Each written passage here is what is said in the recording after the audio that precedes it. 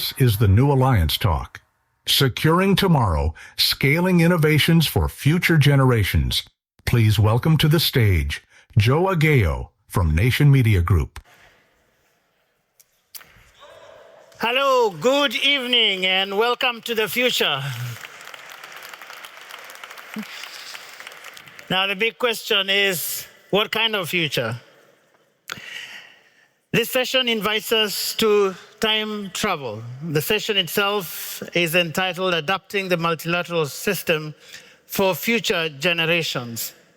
And we're going to travel to hear voices coming to us from the year 2100. This is just some short 75 years from today. And in approximately 10 minutes, these voices will bring us stories from two possible futures. One that we hope to prevent, and another which we still have time, just a little bit of time, to build. Now, the panelists that we will have here will offer insights on what we can do to build a hopeful future. And here, this empty podium here will represent future generations. And it will symbolize the blank slate that we have to create our desired future, or perhaps the future we deserve based on what choices we make from here on.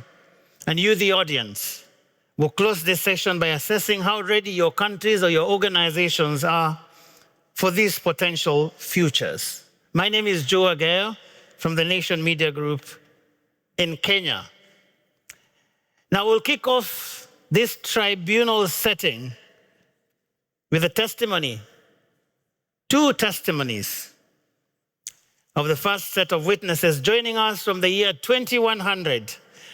And in this scenario, the world continued on the current trajectory with some effort, but without bold innovation or change. And those two witnesses, Julius Kruse from Germany and Situ Wai from Myanmar Republic, are already on stage. Please give them a round of applause as they come. Please take the stand. Thank you. Hello, my name is Julius Leonardo Kruse.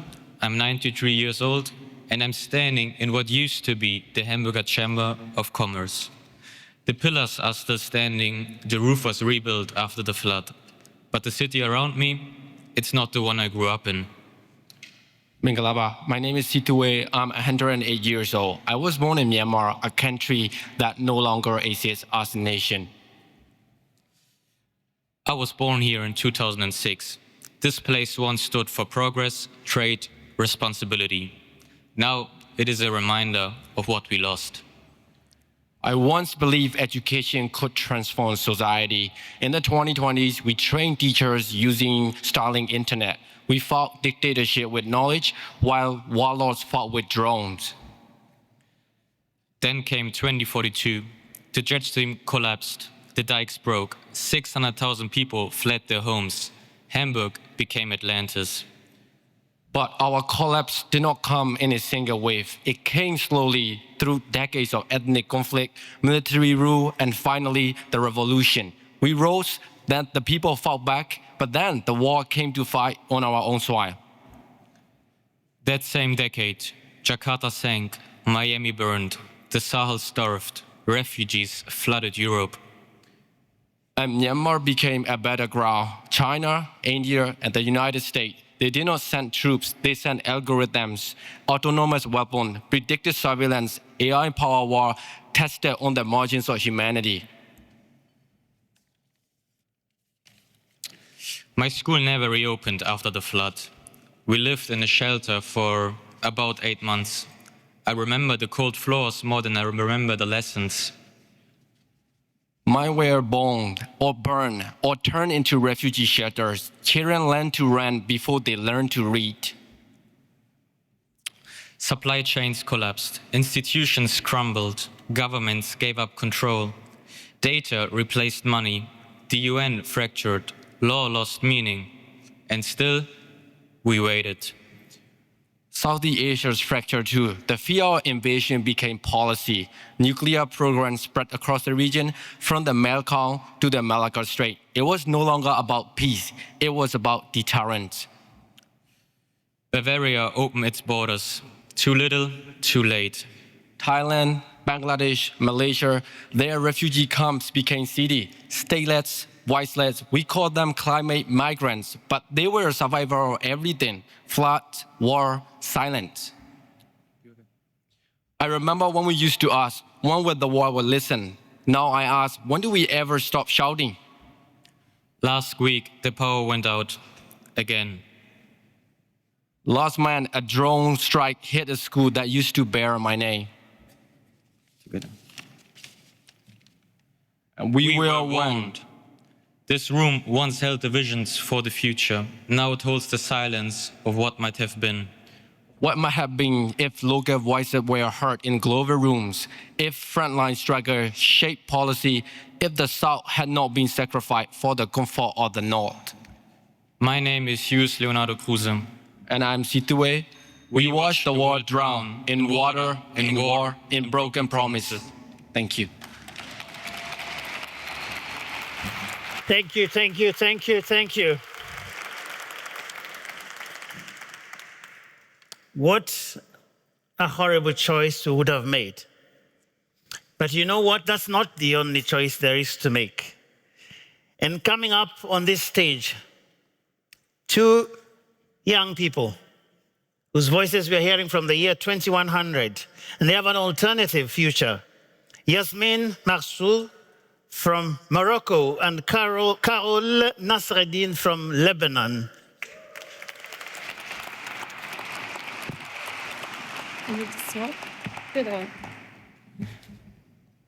Hello, everyone. So I have seen the world we feared and the one we chose to build instead.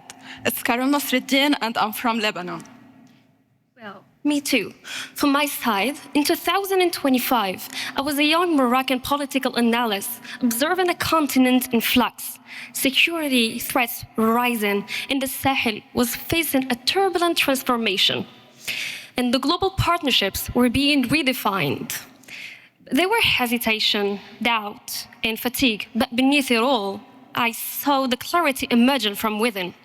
The turning point wasn't a single event. It was a series of choices made by African leaders, communities, and partners. To move beyond the externally driven models, we chose to define peace, development, and cooperation on our own terms, rooted in our regional realities and shared aspirations.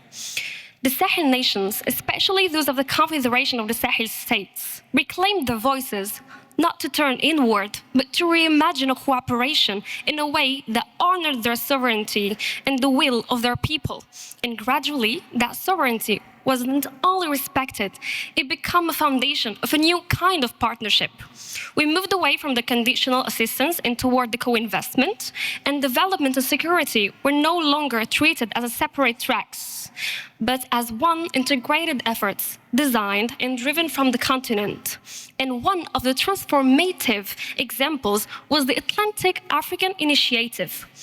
What began as a vision of His Majesty the King Mohammed VI, may God assist him, grew into a continental corridor linking the coastal and the Sahelian countries through energy, infrastructure, and also logistics and maritime trade. It gave the landlocked states a gateway to opportunity and gave Africa the confidence to build its own future and turned regional integration into a lived reality. And we realized, finally, that Africa's greatest strength was not its resources, but its people, its youth, its ideas, and its sovereignty.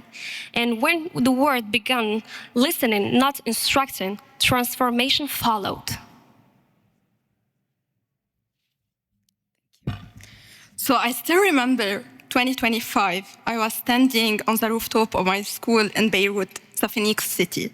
Back then, it was just an idea. A vertical forest school. Today, it powers itself entirely with solar energy harvested through transparent glass. And below, the Phoenix city has reborn from its ashes. Kids are learning climate coding in 3 languages. It's hard to believe that just 75 years ago, we were stuck in blackout cycles, queuing for water, digging through one crisis after another, from energy shortages, water insecurity, political instability, and the fear of violence, always one spark away.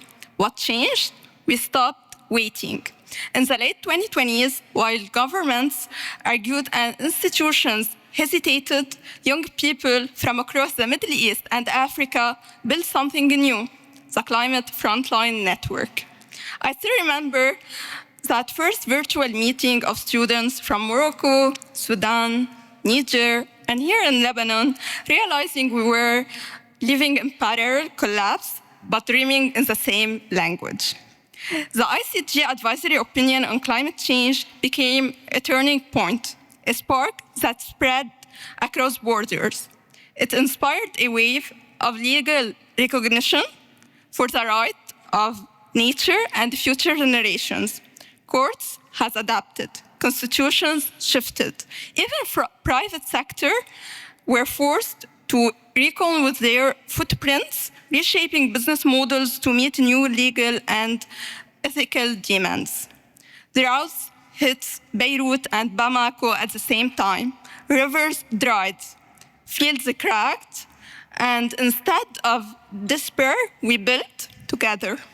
So by 2040, we launched the Sahel Levant Clean Corridor, a bold plan where we connect Africa and the Middle East through solar farms, regenerative agriculture belts, and green mobility routes. We didn't wait for aid. We used AI to map heat-safe zones, predicting water tensions, and reforesting lands from Senegal to Syria. Early warning systems became our shield, allowing farmers to act, community to adapt, and entire cities to prepare for heat waves and floods. So Africa stopped bleeding lithium, and Lebanon stopped bleeding youth. But the biggest shift wasn't infrastructure, it was trust, and our long-term commitment to one another. So to all the leaders of 2025, listen, the youth aren't coming. We are here. You can support us or be remembered as those who stalled our future. Thank you to those who chose courage, and to those who are still unsure, look around. The seeds you doubt are now our forest. Thank you. Thank you, thank you. Ladies and gentlemen, those are our 2 possible futures. And in this room, at this moment, and all around the world, we hold the power to choose which one we want. Now, to get a sense of what is possible, let us now turn to the present and respected voices who carry the onerous responsibility together with us of shaping today's systems to offer their testimony. We are calling them the guardians of the present because they are, and all of us indeed are. Ladies and gentlemen, on the panel tonight, I have the Undersecretary General for Policy in the Executive Office of the Secretary General at the UN headquarters in New York, Guy Ryder. Please clap for him as he comes up. Now, USG Ryder leads global policy coordination with a focus on the Summit of the Future and its follow-ups, and ensures strategic alignment with the Executive Office. And therefore, there couldn't be a more befitting person to give us insights into all the emerging questions of global governance, intergenerational responsibility, and all of that within the UN system. Next, I will introduce Sophie Howe, a former Future Generations Commissioner of the Government of Wales. Now, Ms. Howe was once described by the Guardian newspaper as the world's first minister of the unborn. And that is why tonight she'll be talking to us about institutional innovation with specific focus on the Wales experience, and she'll be speaking about that in a short while. The next panelist I'll introduce is Her Excellency María Fernanda Espinosa, a distinguished diplomat, academic, and multilateral expert with over 30 years of experience in international negotiations, global governance, and sustainable development.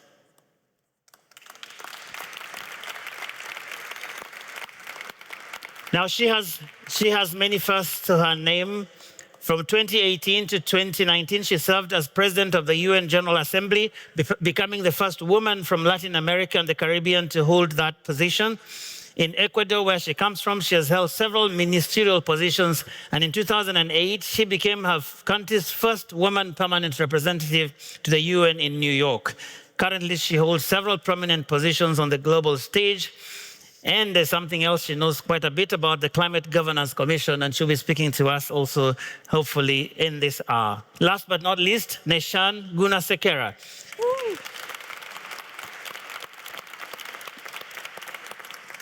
And if you go to the very end, now, Neshan is an international lawyer and the chief executive officer and counselor of the World Future Council. He has worked with various systems on multilateral, regional, and community level questions. And tonight we'll be hearing from him on a number of questions regarding the legal and ethical duties that we bear towards the future generations. But first we'll start with USG Ryder, not least because he's right next to me. And I think it's fair to start from this where we must, which is really, as someone who is embedded in the UN system, I wonder what you see as the most promising pathways to embedding future generations in policy within the UN system. Well, thanks very much. And firstly, thanks for those brilliant introductions that we just listened to. I think by putting those two alternative visions of the future, one next to the other like that, you really made the point that what our future will be, the one we want to avoid, the one we want to have, depends entirely on decisions that we take today. You know, it struck me that the apocalyptic version of the future was one characterized by a failure to act. The preferred option was one of conscious action and adjusting decision-making now to the needs of future generations. And here's the good news at the United Nations. Last year, in the Pact for the Future, we adopted, when I say we, I mean 193 member states adopted a Declaration for Future Generations, the first international treaty instrument, which actually acknowledges the responsibilities of current generations, decisions makers today, to future generations. And I'll just expand that in a minute, but that's an interesting sort of change of mindset. Moderator, if you come from my age, it's not quite 75 years, but over the last 50 years, let's call it that, I never recall policymakers really focusing consciously on what the decisions that they were taking now to respond to problems now.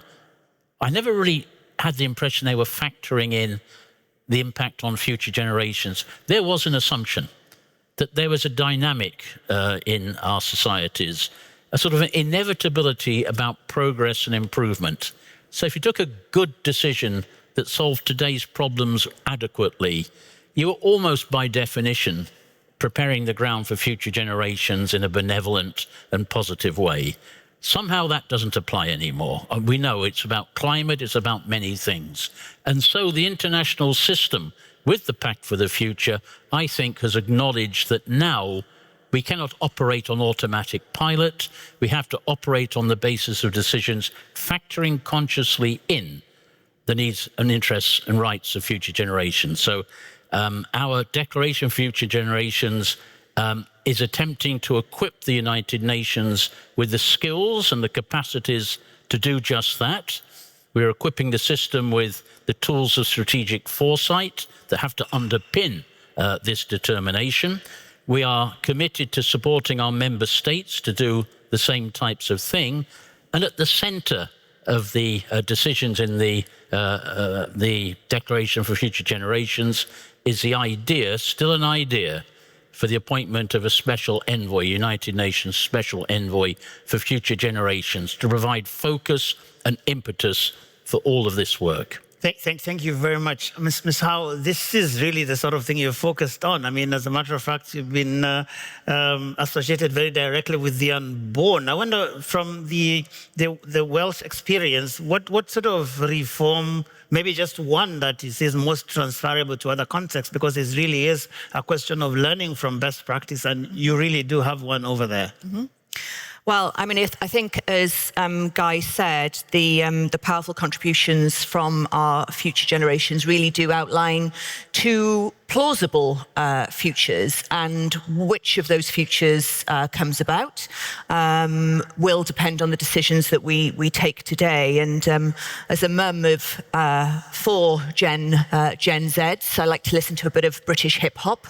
And there's a British hip hop artist called Loyal Kana who says, never has so much been lost by so many because of the inaction of so few. And really what we're trying to do here, both at a global level through the work that's been happening in the UN, and critically how that is adopted domestically within member states, is try to reform our systems of governance. Because when we go to conferences like this, or when we go to the UN General Assembly, or when we go to COP and we make these commitments, we do that often with ambition, but we come back to base, we come back to our countries and our systems of governance, discount the interests of future generations.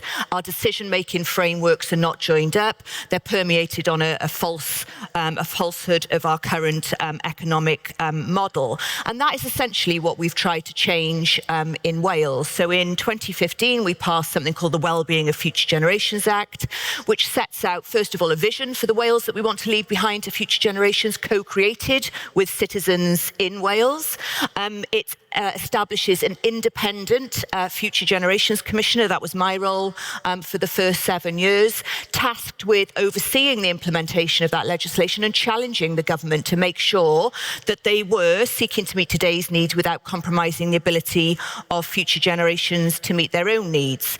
And although I think, there is, we can be pessimistic about the future, I prefer to be optimistic. And I think actually looking at some of the signs happening in different countries and some of the innovations happening in different countries since the passing of the declaration, I think there is cause for optimism. So whether that's the Kenyan Senate coming together to look to establish a Senate committee for the future, and I believe Senator Crystal is here somewhere today, whether that's the appointment of the first tribal Future Generations Commissioner in Cameroon, whether that's Oman adopting a 2040 vision and the concepts around intergenerational equity, whether that's the appointment of the first intergenerational fairness commissioner in the EU, whether that's just this month, actually, Norway's citizens panel making a recommendation to their government that there should be an enactment of a future generations legislation and a future generations commissioner.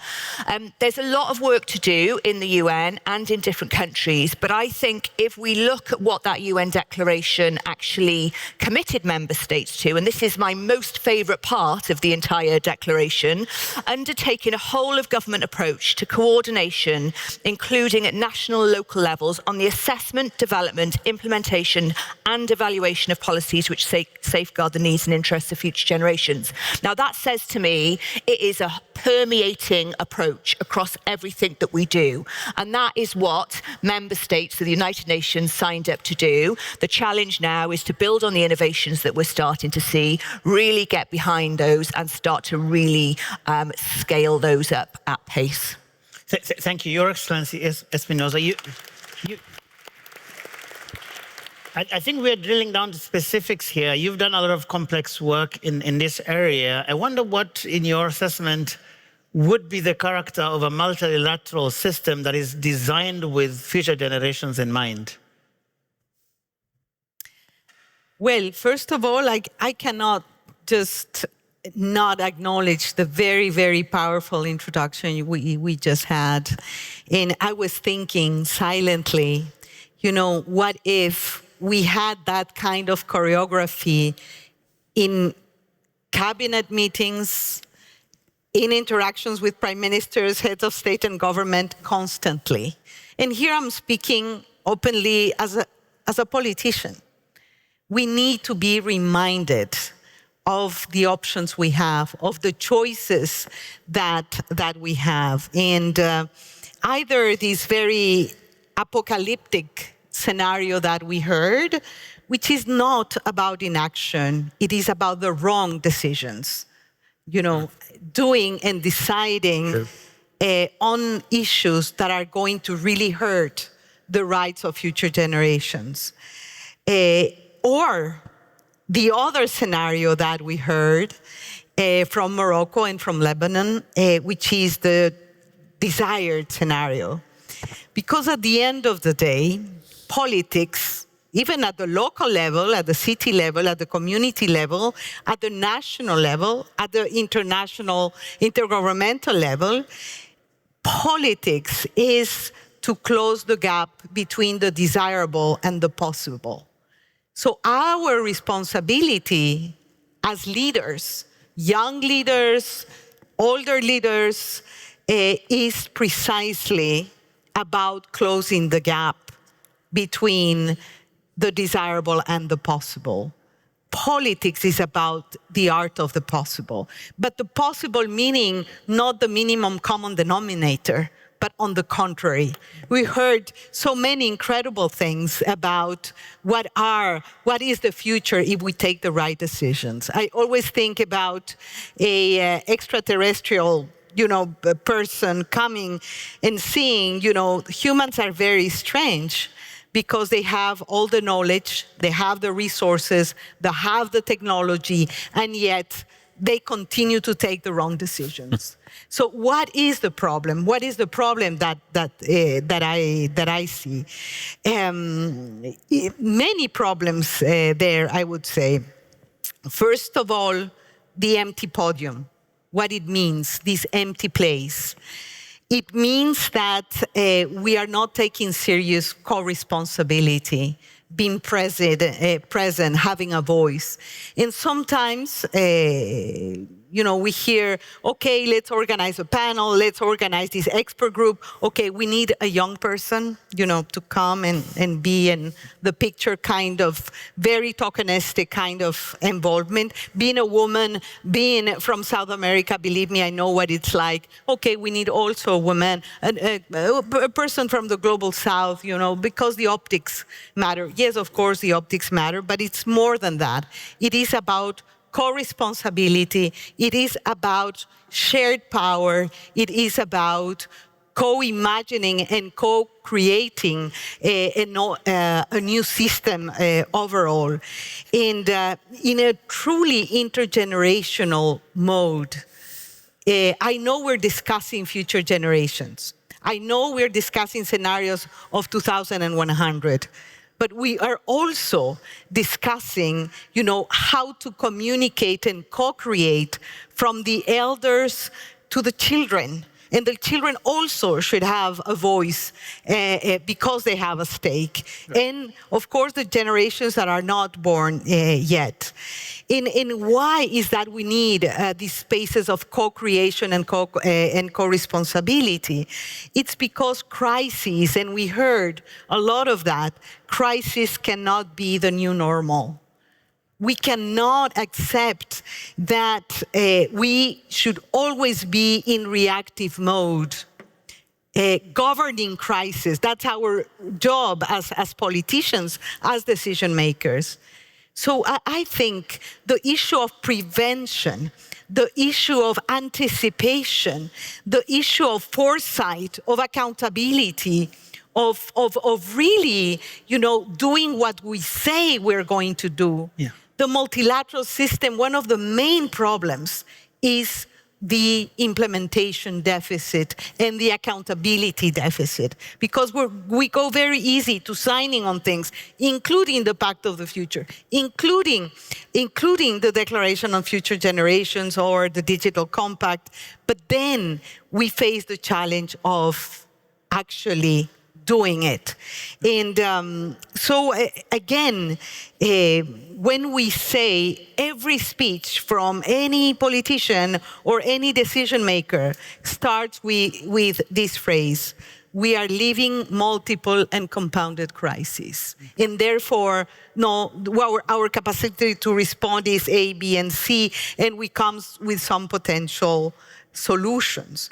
No, and I think that we are living for the multilateral system, that was your question, a make it or break it moment.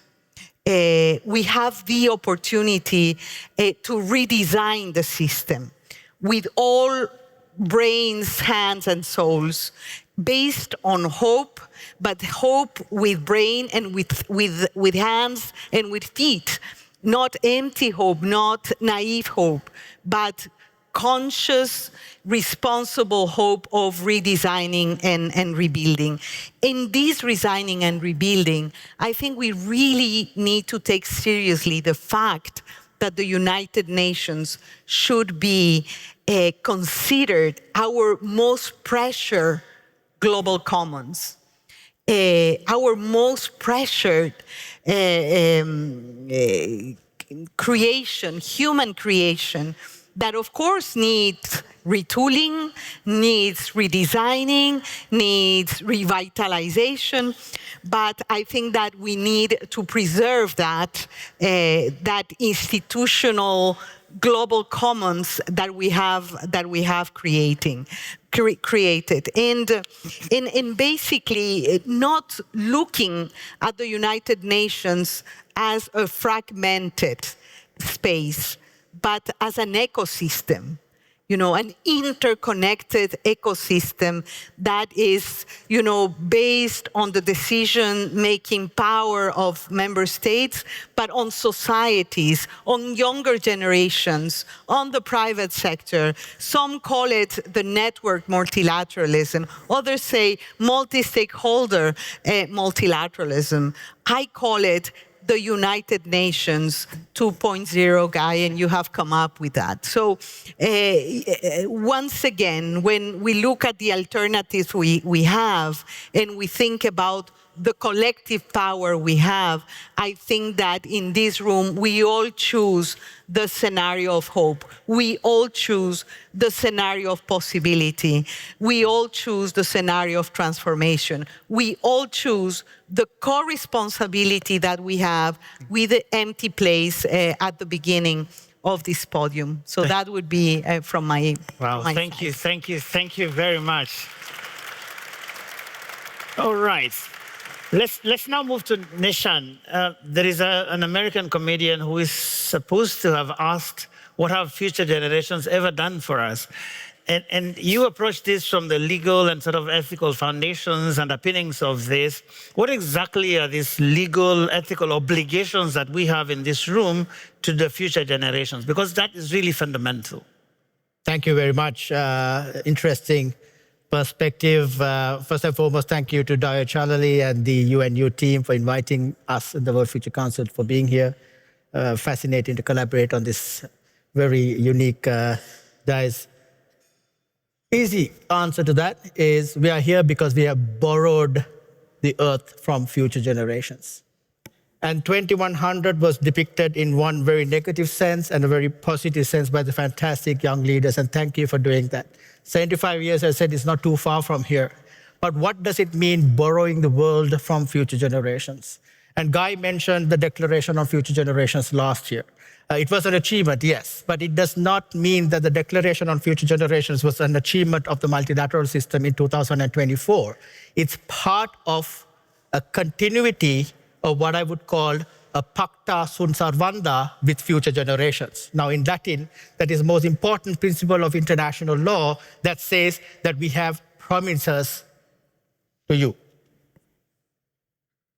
So pacta sunt servanda for future generations, one item within that is the Pact for the Future and the Declaration on Future Generations.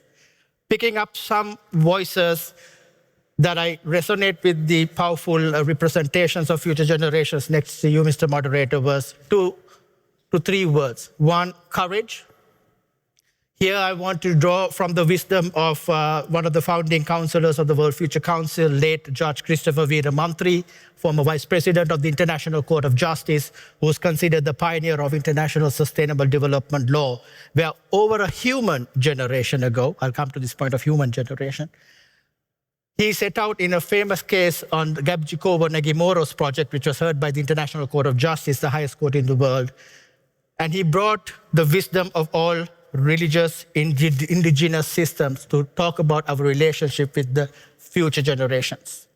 Now, the first reflection to the young people, he said the 20th century was a century of lost opportunity because it was built on the famous 1899 Peace Hague Conference, which was brought together by the leaders, the political leaders of the time, to ensure that the 20th century will be one of peace.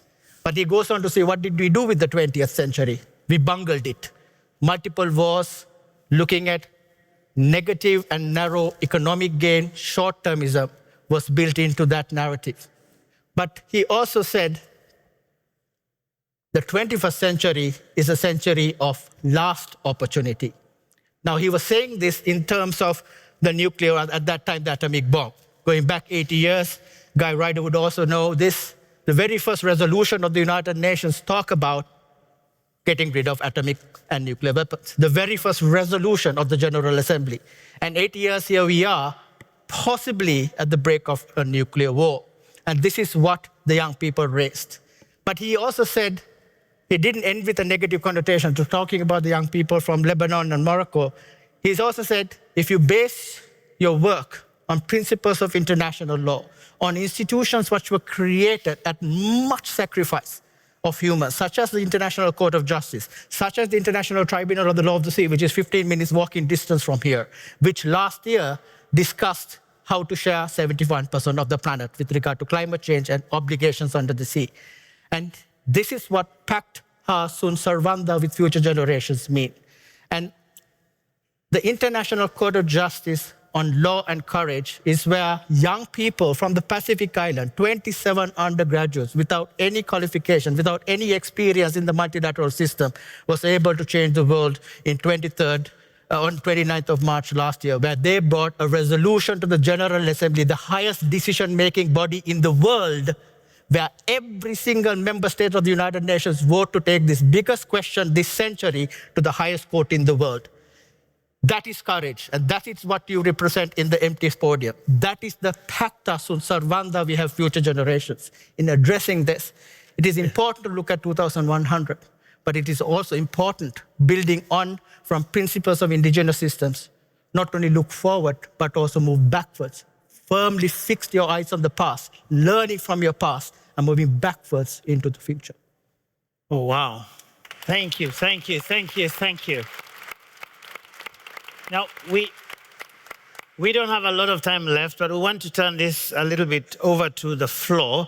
And we hope we can have enough time for everybody to speak. I'm hoping for a miracle here. But we want to first listen to those examples, the few that we have in the room of people who are already doing something to move the needle in terms of creating systems that would work for the future generations. And we'll start right now with Stella Vuta from the Robert Bosch Stiftung.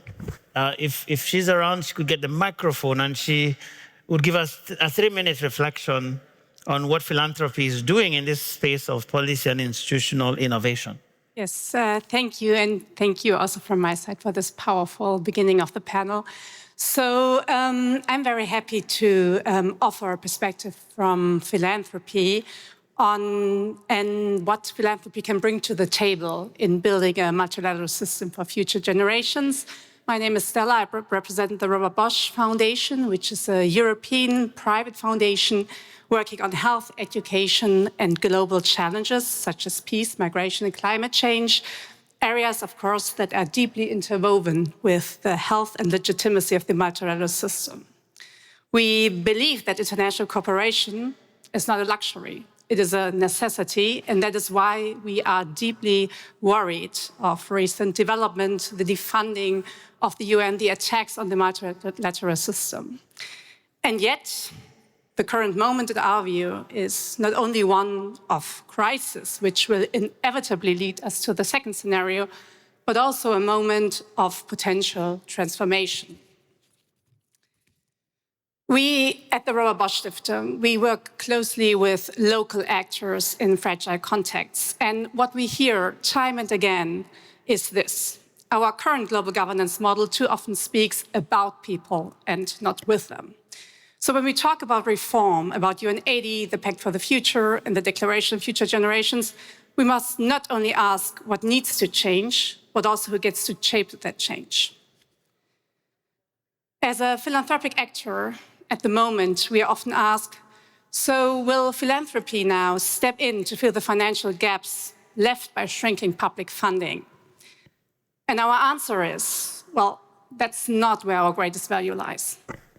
Philanthropy's most important contribution is not to patch holes in a system that might be failing, but to support those who are imagining what a better system, a more efficient system, a more just system could look like.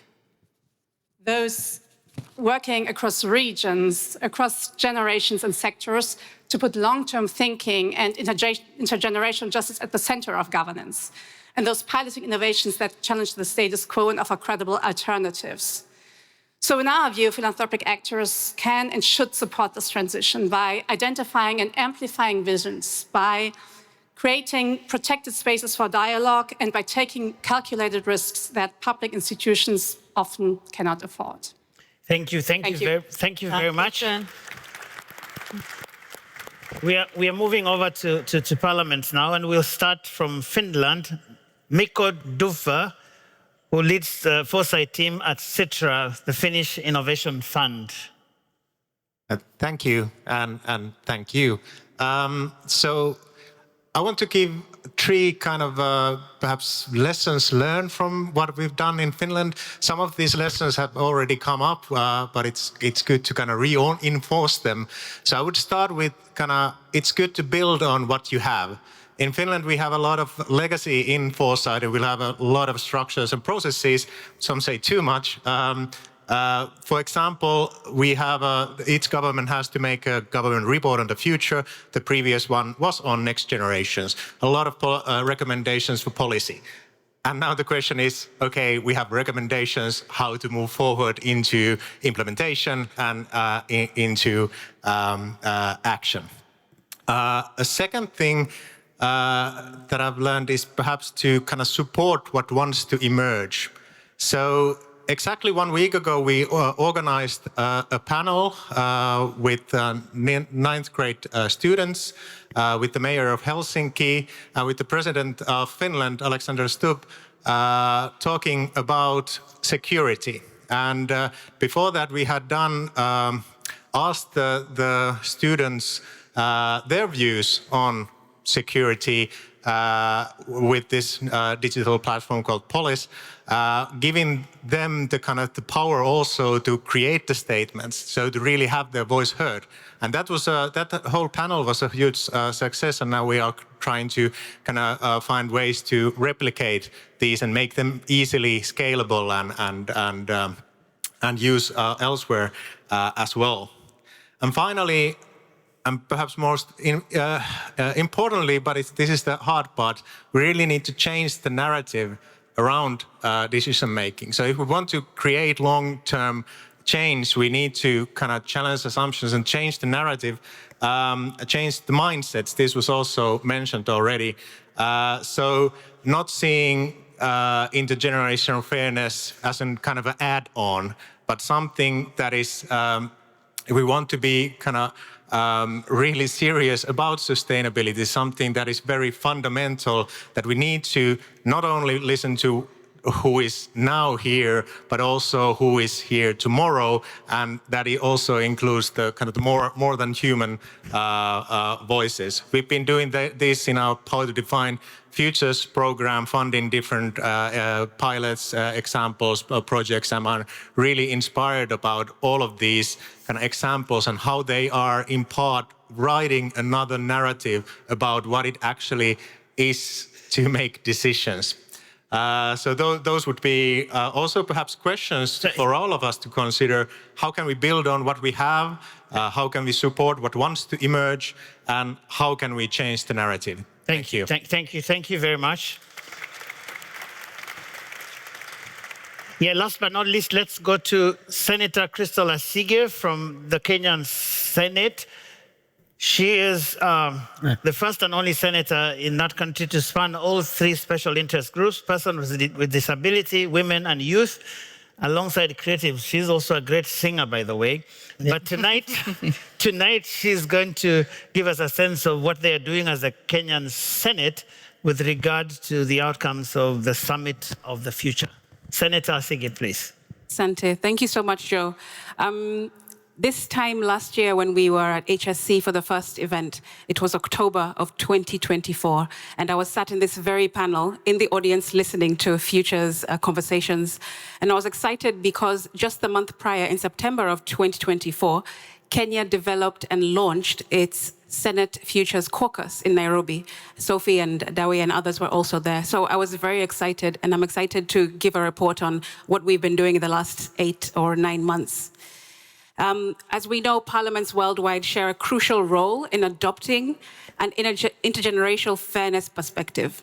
This ensures that futures can equally enjoy all human rights and benefits from the Earth's resources. Notably, Kenya's constitution, in its preamble, in its Bill of Rights, and also in public finance chapters, explicitly mandates state organs, including us in Parliament, and all citizens in general, to safeguard both future and present generations. So the caucus was born from this particular from this mandate, and a deep concern for Kenyans' increasing debt burden, coupled with the moral obligation to protect the rights of future generations. Our chair is Senator Ledama Olekina, and he's very passionate. And this caucus is a driving force for change, embedding foresight into Kenya's legislative framework. And our initiatives are proactive. That's the best part, demonstrating a forward-thinking approach to anticipating and addressing the evolving needs of future generations. So far, let me say, however, our governance systems, we all know, are very reactive and driven by short-term thinking and a lot of politicking, sadly. But our caucus has bridged this gap, providing a platform for future-oriented dialogue, policy innovation, and collaboration, of course, which is very important. And the core objectives are as follows. There is empowering senators and staff with strategic foresight capacity, integrating foresight tools into our legislative and policy development frameworks, forging strong partnerships with CSO, of course, and development partners in the room, and international foresight institutions. And of course, we want to raise public awareness about this work, which is very important nationally and internationally. We have had a retreat last month, which we were able to put together our strategy. This is going to run for 2025 to 2028 through a dedicated foresight consultant. We did that. And this plan prioritizes awareness campaigns. It prioritizes sectoral foresight projects, intergovernmental collaborations, and the ambitious goal of establishing a future readiness index for Kenya. And we also want to turn this caucus not just into a caucus, because right now we are only 8 senators who are in the caucus, but we have been able to lobby and get now 20 senators, which is a third of the Senate, now in the caucus. We want to move from being a caucus eventually to being a standing parliamentary committee, so that no parliament, no electoral cycle, no politicking can get in the way of this committee's work in the future. And I really want to just, in closing, Joe, I want to encourage other parliaments who might be thinking about doing this work. Kenya is a pioneer, yes, in the East Africa region, but it's only because we have passionate members of parliament, including myself. I'm a young person, I'm a visually impaired person, I'm a woman, and I'm an African, and it's important to remember that development is not about buildings and streets. Development is about mindset, and it's about attitude. That's where we are going to find solutions for future generations, because right now, people are planning for us in Africa, but we need to plan for ourselves and take our future into our own hands, because the future is not somewhere in the future.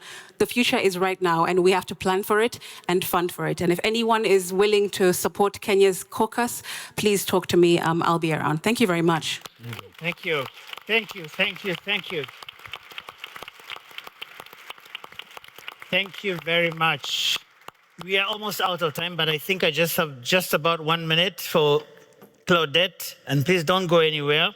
Claudette Salinas Leiva from Mexico to give some final closing thoughts from the young people.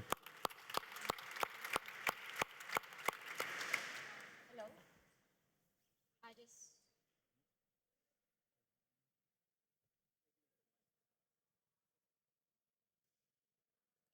Try again. Okay. Thank you. Good afternoon. First of all, I was meant to be here with another colleague, Mansih, who is a young leader from Nepal, who unfortunately couldn't make it because of visa issues. In spite of this systemic barrier, we wanted to draw 3 conclusions from the workshop that you and you had the chance of curate for us. The first recommendation is seize the moment.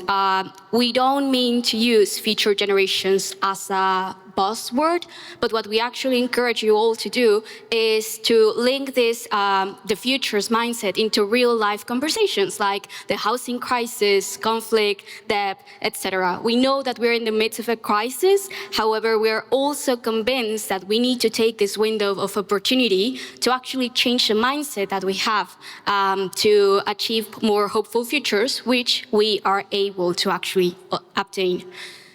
We also discussed that we needed to be brave and leave behind what no longer serves us, and instead pursue from words to action.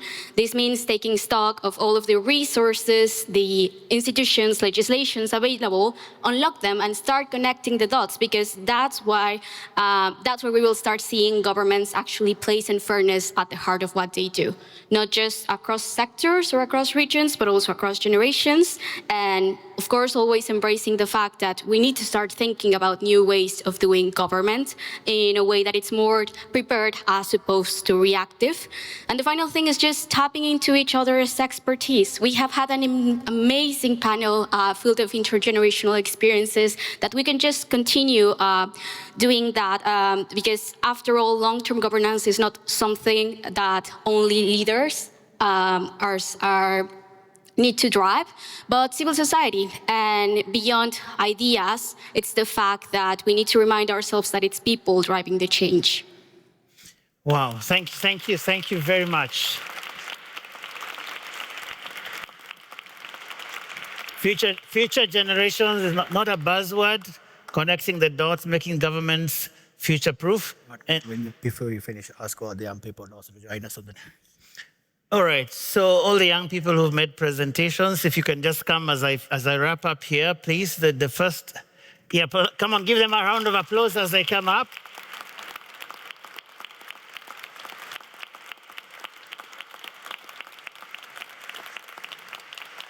So we're just gonna take us as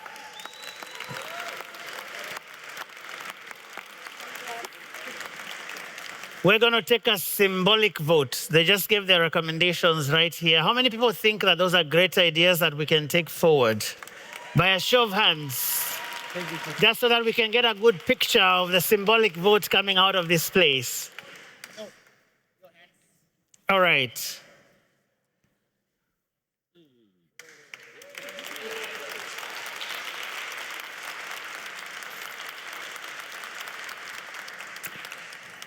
All right, let's wrap this thing up. Ladies and gentlemen, the year 2100 that we talked about at the beginning is not science fiction. It is a lifetime of today's children and grandchildren. A child born this year could very well see the dawn of that new century, the 22nd century. What will they say about the decisions we made in this room, in this decade, at this inflection point? Will they find that we planned only for election cycles and budget years? Or will they see that we cast our vision beyond the horizon and chose to build a world they could inherit with dignity. May history say that we were the generation that thought beyond itself. I thank you.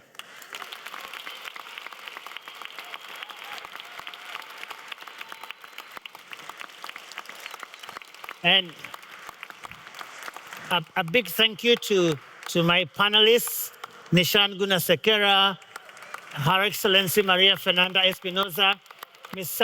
Sophie Howe, and USD Guy Ryder, and of course, the wonderful young people.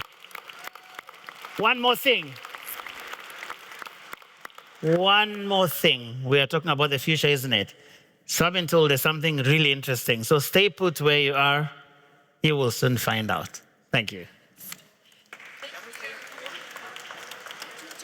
And now for a musical interlude, the world premiere of All for One, an anthem dedicated to peace, climate justice, and sustainability.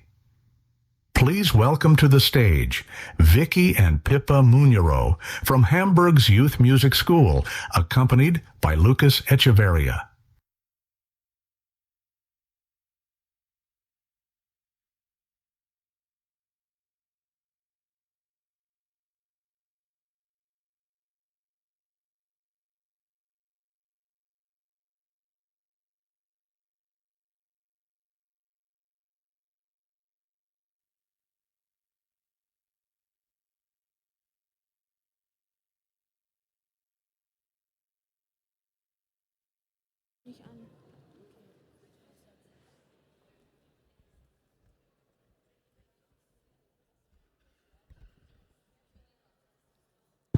Ja.